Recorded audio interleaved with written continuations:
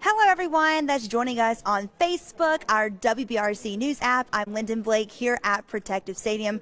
We're getting ready for a fun press conference with none other than Garth Brooks ahead of his big concert tomorrow night in the stadium at 7 o'clock. The first concert in Protective Stadium. The stage is being set up outside. We cannot show you that, but it looks awesome. We're having so much fun. We're going to learn a little bit more about the concert in just a little bit when he takes this stage over here to talk with us for 30 minutes about what to expect, things he's going to do, how many people. We're working on getting how many tickets have been sold so far, but we don't know just yet. I want to show you guys my cowgirl boots. I wore these today because I want to check it out to see what it would be like, the terrain. We have floor seats, me and my pal Julie over here, so I can wear these boots, and you can even wear white boots because you're not going to be standing on the grass. You can actually stand on this floor they have out there. So answering all the important questions I know you have ahead of tomorrow night. We're encouraging people to get downtown by 5 to get a parking spot, get in the stadium, get to the seats before it all kicks off. So again, Garth Brooks getting ready to take this stage. I know this has been the talk of the spring here in the Magic City. I've seen on social media where he's been around Birmingham today, stopping by UAB and some other important spots. So I can't wait to see what he has to say about all he's done so far in the Magic City. I'm going to go ahead and step away because I think he's ready to come on right now, and we'll hear from him in just a second.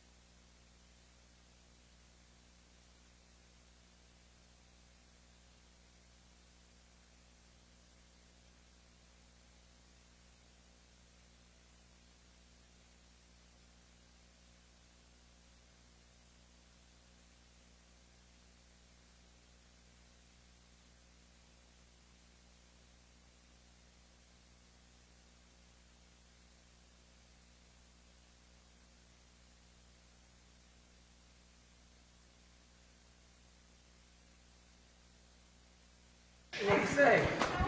Very good. Great to see you.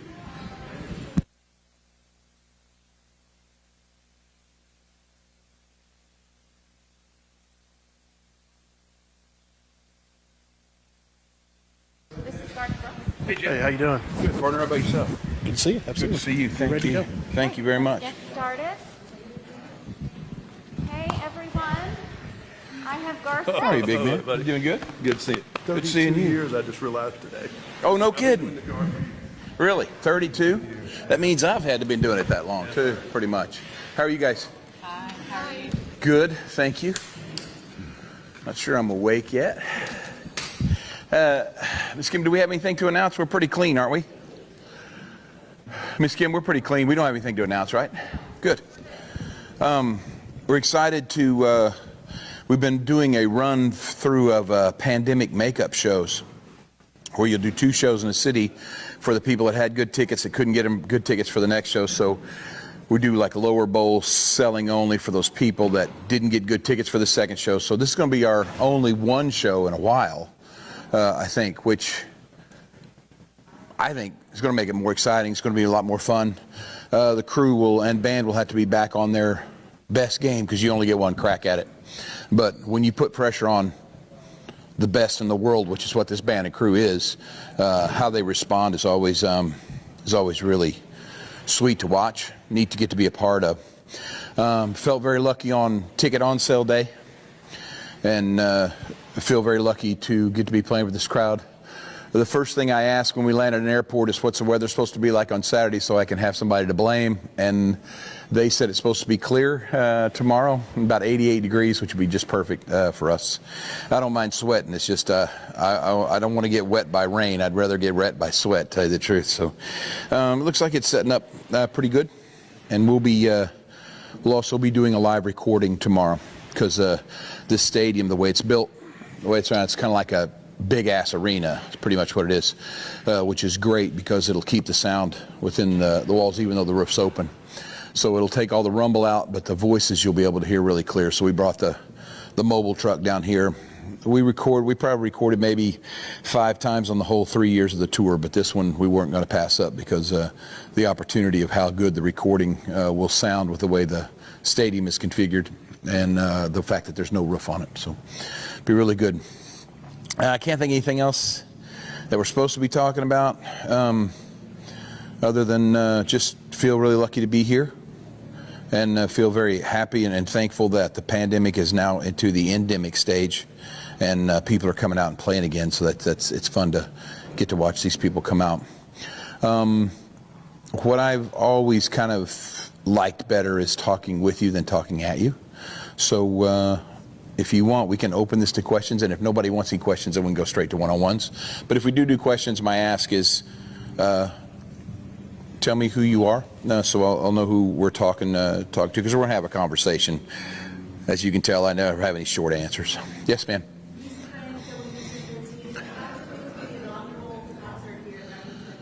It's good. I mean, because you always are guaranteed the record when you're the first guy. It's nice, so it's fun. And I thought ticket on sale day was very sweet, and so we're excited. And then, you know, but your thing is you're always, well, that's, Jimmy, as you know, you're not only competing with the past and the present, you're competing with the future. So we hope on the second concert that comes through here, somebody argues that the first night was better than theirs, kind of thing. So that's what you got to do. You come out here and you want to put your best foot forward for country music. And I will tell you this, the best crowd you will ever have in here will be here tomorrow night. I'll put them up against anybody. They're the sweetest people. Our goal is to have them leave the stadium loving each other more than when they came here. But you watch. These people are mannerly. They're very, very sweet. We saw Central Park with over 1 million of them and only 2 arrests in Central Park at night. You got to be kidding me. So we're very, very proud of the people that come watch the show. Yes, ma'am. What were your first impressions when you walked into the stadium? What is your name? Lyndon Blake, WBRC. Lyndon?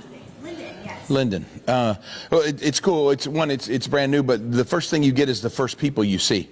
And everybody's been very, very sweet. It's really more homey here. It reminds me a lot of Baton Rouge, where people treat you more like family than they do like business partners. And everybody hugs here, which is great.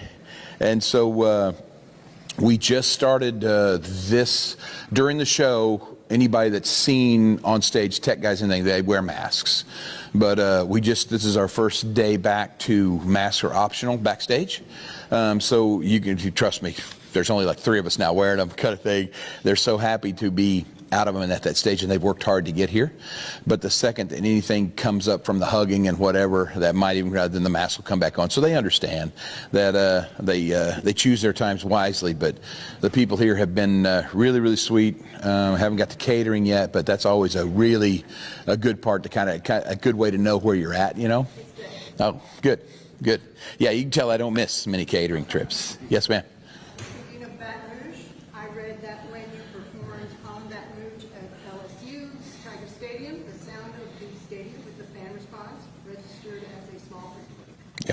thoughts on that? And will we have an earthquake here? Well, first of all, I'm a guy, so no, it wasn't a small earthquake. It was pretty big. It was good size, but they were very sweet. I will say, what was your name, please? Mary. Miss Mary. I will tell you that in respect to Baton Rouge, they treated every song we played that night like it was calling Baton Rouge. They were really cool about that. They didn't scream it. In fact, I had to ask them, is it time? And it was just unbelievable. My favorite part about that was the guy that posted when you started Baton Rouge, you saw all the smartwatches going off. You could see them. And he posted what it says is, if you continue this level of audio, you will have hearing impairment in 9 minutes. So it's I thought that was a cool thing. That's all them. It was fun to get to be a part of that. Yes, sir. Yeah, I'm Pat Byington with Birmingham now. Hey, Pat. And you're going to be in Birmingham for a day. What are you going to do? We're going to we play ball. We play ball everywhere we go. Play basketball. So it's fun. The band crew gets out and plays. So it's always good to get to see other sides of the people that you work with. And trust me, sports brings out a totally different side, especially for musicians. It's fun. And then we'll find some place to eat. We'll be there. We rearranged it too late. We usually, like, we would go and get whatever film company has Top Gun, Maverick, you know. We'd do that and then have them just for a band and crew solo thing. So we'll probably pick that up coming up here in the latter part of this month on the tour. And so the things like that. And for some reason, I don't know why, but band and crew always dresses in black. It's not written anywhere, but it's kind of like, it's how we do. So you can see us because we do everything together, like team dinners and stuff. So it's just like this little, like pig pen from Peanuts, you know. It's just this little black kind of cloud that goes around the city. And you can find us sometimes on shopping trips, mostly eating, but we do everything together. What role does the audience play in you? I know you used to sneak out. You'd wear a disguise or you'd get dressed up in some outfit and go under and be out in the audience and feel what the audience was going to be like. How does the audience affect your performance? I think it's the difference between Entertainer of the Year and not. I really do. Because too many times people look for the Entertainer of the Year on stage. And the truth is, it's the crowd, always. So it's not a statement of humbleness, but a statement of honesty. I'll put our crowd up against anybody. Loud-wise, listening-wise, sincerity. They make this thing because I have the best seat in the house, and I'm watching. 4 or 5 songs in, you start to see it dawn on people. Like, wait a minute, this guy ain't doing shit, and we're working our ass off out here, right? That's my job, right? I'm gonna work you like a rented mule. And then they start watching each other. Left side will start watching the right side. They'll start laughing. And then my job as an entertainer is just to kind of pit them against each other. Just have fun, watch them go back, forth, all this stuff. And when they start doing that, then it starts becoming a party instead of a concert. And I think that's when an entertainer becomes an entertainer, is when the concert gloves are off, it's a party, and hopefully this is something that will affect you the rest of your life. A moment hopefully will in here. Yes, Miss Mary. Speaking of audience interaction, you are known, among other things, for having meaningful interactions with some of the audience members one-on-one. With the lady guitar, when she shows you she's held on a guitar pick, maybe there's a cancer patient that you bring to the... What do those interactions mean to you? And I guess what I'm wondering is, from an audience perspective, how do they happen? You see that lady in the crowd, and boom, there it is. Do you know anything about her beforehand? And No. what are your thoughts and feelings about those special people you see on YouTube? Me and you haven't met. So you don't know that I'm not the smartest guy on the planet. So what I'm about to say, I shouldn't say, okay? Every time something great like that happens, what I'm thinking in my head is, don't do it, don't do it, don't do it, because you're going to slow the show down, right? And who knows, you're going to give a live mic to a 5-year-old boy in a cowboy hat. You're sitting there going, don't do it, don't do it, don't do it, don't do it. And then it turns out like Charles did in Nashville. I mean, it was like, I don't know how many millions of views that the thing got. You never know what's going on, but here's the deal. I think before you ever stand here, you sit there. So I'm a fan of music. So I got in this business because I wanted to be George Strait so bad. But the greatest concert of my life, probably between James Taylor, when he did a a fundraiser for the Nashville Symphony, and when you do symphony, you have to stick with union kind of hours, and so the show was over pretty quick. So he just comes out and he says, I feel like the show's over too quick, but you can't do anything with the union with the strings anymore. So just him and his guitar sat on stage for like 45 minutes. And it's like, you're playing a concert just for me now. It's like I'm in a living room with a guy, right? So those are great moments for me. Freddie Mercury is the greatest entertainer on the planet. I was 17 when I saw Freddie Mercury. All I wanted to do, and the same way my wife wanted to go see Bruno for her birthday recently. And all I wanted is that 3 seconds for Bruno or Freddie Mercury to look at me, and I get to look at them and go, thank you. Thank you for what your music's done for me, right? Well, as an entertainer now, you find yourself seeking these people out to say thank you for my life, thank you for my daughter's lives, and stuff. And in that transaction somewhere, these things happen. And I think if you ever stage one, it'll come back to bite you, that someone will know. So that's kind of the horror of don't do it, but the joy when it turns out pretty cool. You know. Yes, ma'am. Do you, Lyndon? Yes, ma'am. Let's Miss Lyndon. I don't remember myself again. Do you have a favorite song to perform live, and does that change based on where you're performing? I do have a favorite song to perform live, and it never changes. It's called in Baton Rouge. I think why, Miss Lyndon, is because it flies under the radar. I think people come here, they'll come here tomorrow night for Friends in Low Places. Maybe Shameless, Thunder for sure, right? These things. And then I think Call in Baton Rouge just sits underneath that radar, but when they go, oh, yeah, that's on, they go to this different level. And if you're coming to the show, you'll see it happen. Then your job as an entertainer is never let them come back down from that level. You run as fast as you can to the barn from there, right? Because they're going to go to a place just simply because it's fun, it's crazy, and it's only like 2.5 minutes, and we can all stay that crazy pace for that long. You know, it's a real short song. But what it brings to the show, you don't want to let go after that. So that's probably my favorite. My favorite Garth song of all time is way back off the first record, a song called The Dance. It ended the first record. That song still slays me today. Maybe the greatest lyric I've ever got to sing is a song called Stronger Than Me. Just a lyric that I wish I could even get close to writing. And then another favorite of mine was a song called Mom, because I'm a mama's boy, I always will be. I think those are the songs when you look back, the change, probably not more the upbeat crazy ones, but more the ones that kind of sent that message. Those are kind of my favorites. Yes, ma'am. Were you aware, obviously Birmingham, we're close to Tuscaloosa, Uh-huh. University of Alabama. Growing up on the cheer camp there, they played the dance on the last day of cheer camp for at least 10 years, and all Really? the mascots from the high school did a routine to it, and everyone cried. To the dance. To the dance. Yeah, because I get things every Saturday, and them playing Friends in Low Places in Tuscaloosa. Oh, yeah. So it's like getting to be a tradition. But can I tell you that, and this is with all sincerity, Grammys are cool, Hall of Fame's cool, but those things are voted on, kind of arranged, you know. But these things, where you get to be the fabric of somebody's life, something that you got to do something, be a part of. I played at a place called Willie's Saloon in Stillwater, Oklahoma. It's how I started my career. And you would play Piano Man, you would play American Pie, these anthems that these people all sang and knew. And your prayer was, God, could I ever be part of a song that everybody knows the words to? Well, I don't want to sound egotistical, but Friends in Low Places might have got to that point.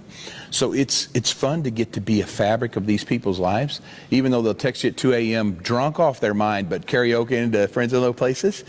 Those are the moments you want. And I appreciate the awards and stuff, but that's what I like, those kind of stories. Yes, ma'am. Julie Rocket with WBRC. How are you doing, Miss Julie? Do you prefer stadiums or arenas? You know, if we'd asked me before the stadium tour, I'd have said arenas, because I thought stadiums were cold and distant. I'm stunned. And I know as a guy, again, I shouldn't say this, but size does matter. It just does. Having 50,000, because we've been lucky to get to play here before. And when you get to play, you get to play multiple nights here. And it's the greatest place in the world to play. They hate it when I call it the bunker, but the old concrete pavilion that we play in, it's loud, it's an old rock palace. But now you get to stick all those people in one area. So I got high expectations for tonight from the crowd. So I don't know if entertainers come in here expecting something from the crowd, but I do. I come here because they go, why Birmingham? And the answer is because I've been here before. That's why. That's the greatest answer you can give anybody, is you're not here to figure out what it's like. You're here to relive what it is like, So I can't wait to get these people all in one night. And then my job is to wear their ass out. Just go toe to toe with them and see who drops first. I think that's fun. That makes it an epic night. Yes, ma'am. A question about the bunker. Yes, ma'am. Tad Snyder at the BJCC was proud of you calling it the bunker. He said that you did it very fondly. So I'm wondering, you can see the bunker from here, right? You can sneak in a few glances over there and reliving any moments, any memories of the bunker, or maybe why'd you like the bunker? Yeah, we'll try to remember the reason why I love the bunker is standing right in the stadium tomorrow night. The only reason you love a place is because of the people that are in it. That's it. But what I love about that place, what I loved about the bunker was it was that old 70s rock kind of villa where you can strike a chord and 3 days later it'll still be kind of banging around up in the ceiling. You just love it because it takes away all preciseness. It takes away all it's just full of flaws. It makes the music full of flaws, which for me then hits you right in the heart. The stuff that's perfect and sterile, I don't think ever gets past here. But the stuff that have the cracks in it, the stuff that has the stuff where you go, oh, your head twists a little bit, that's the stuff that gets inside your soul. So I'm expecting all the good stuff from the bunker to be here Saturday night. What is your game day ritual? I don't think I've ever asked you that before. I mean, the show day, you can't eat too soon. Right. You'll burn on stage and everything else. So what is your day like when you wake up in the morning until you go on there? I think you try and sleep as long as you can. And then you're going to get up and go to sound check. And sound check's going to be fun. It's going to be messing around, doing the final tweaks. And then you're going to try and go play ball somewhere, basketball somewhere, to knock everything loose. You're really lucky if you get to do that. And then just start pacing. Here it comes. And you're just going through the show in your head over and over again. Because what you want to do, especially when you say what's the difference between stadiums and arenas, you want to stay ahead of these people. So you go over the show in your head 1,000 times. Be doing this at this point. Be doing this. Stay a minute ahead. There's a saying that the fan should live in the moment. The entertainer should be in the moment before. Always. So try and stay ahead, because if you get behind, especially since I played here, if I get behind, they are going to drag my ass all the way through town. I'll have to fight for every breath I got. If they get on top of me, then I'm done. So. You ever said thank you, Cincinnati, when you were in St. Louis? No, but I appreciate you not even bringing that possibility up. Would be great. I've been very fortunate, knock on wood, to not do that yet. Do you write it on stage? No, but it's just, woo, yeah, that's a night. That's every entertainer's nightmare. Thank you for bringing that up. Ms. Kim, are we good? Okay, we can go to one-on-ones if you would like. Thank you very, very much.